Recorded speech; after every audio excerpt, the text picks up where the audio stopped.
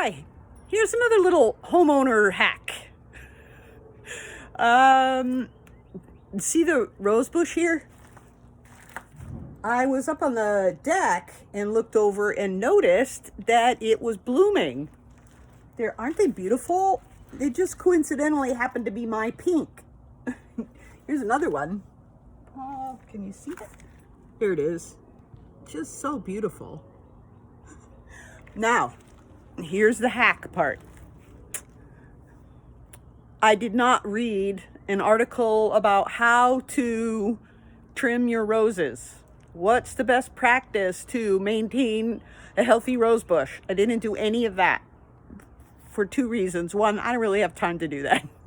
Number two, I don't really care about roses, especially not rose bushes, because when you try to work on them, they stab you. They have thorns and they stab you. And so when I got this place and came out, and if you haven't followed, I've done a massive makeover here. So it would match me. And this rose bush was completely overgrown. The branches were way high up, and they were actually growing in through the slats on the fence. I mean, they were huge, really. So that was easy. How do you trim that? You go around and cut them all off and throw them over. I disposed of them. Then I came back inside, and there was no trellis. I bought a little wrought iron trellis. So I cut it way down so that I could, actually you could probably see, you see the stubbly kind of stuff? Yeah, I cut it way down because, as I said, I didn't really care. If it died, I would just find something else to put in there that didn't have thorns. But also, it let me place the trellis where I wanted it. I got the trellis all set up, and lo and behold, a little while later, the thing was courageous and came back, and the little tendrils were coming up through, and so I just came along and threaded them in the trellis, and that was really wonderful. And last year it bloomed. There were a lot of roses all over the top, and I thought, oh, maybe there's a reason for that. Maybe I did the right thing. I don't really know. Well, I've had to do that more than once. Step in and just cut it back. I've had to do that more than once. And when I looked over at the deck, I said, oh, time to do it again. So I came down and I cut off all of the stuff that was high, because I don't want it to just quickly go over the fence.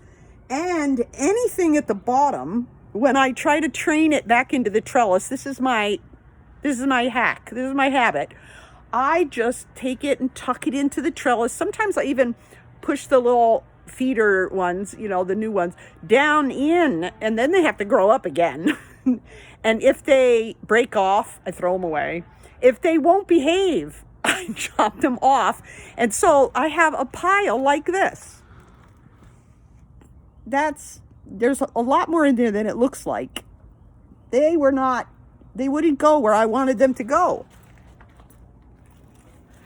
All right. Now, I have to give credit here to Edith Schaefer and her book, A Way of Seeing. I'm trying to position myself so you can see the roses there.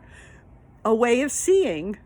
It's that you see God, His truth, His favor, His discipline.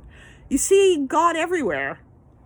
Did you catch it when I was talking about the roses, the vines?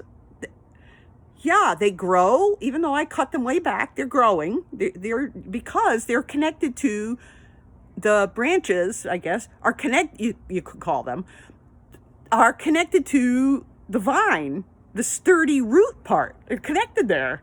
And so they just kept on coming and growing, and then they produce these beautiful flowers. Isn't it wonderful?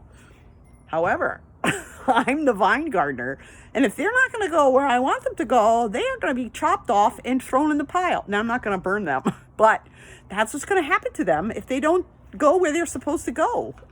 If they're not willing to be trained. There you go. All right, that's probably enough. Thank you so much for following my little homeowner hacks. Let's see what else pops up. Have a blessed day.